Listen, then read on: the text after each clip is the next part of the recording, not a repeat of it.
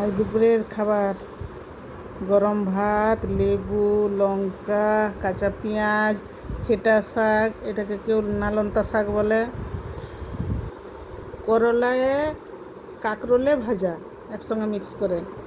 এটা হচ্ছে ইঁচড় চিংড়ি, ফ্রেশ ক্রিম দিয়ে, কাজু বাটা দিয়ে,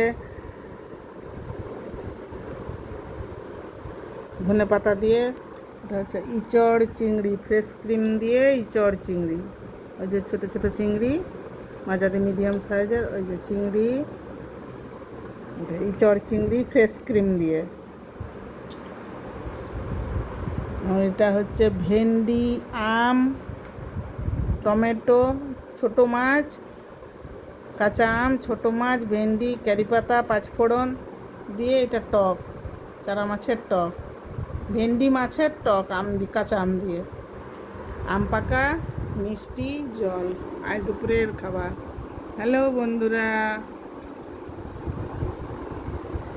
প্লিজ সাবস্ক্রাইব করো, লাইক করো, কমেন্ট করো।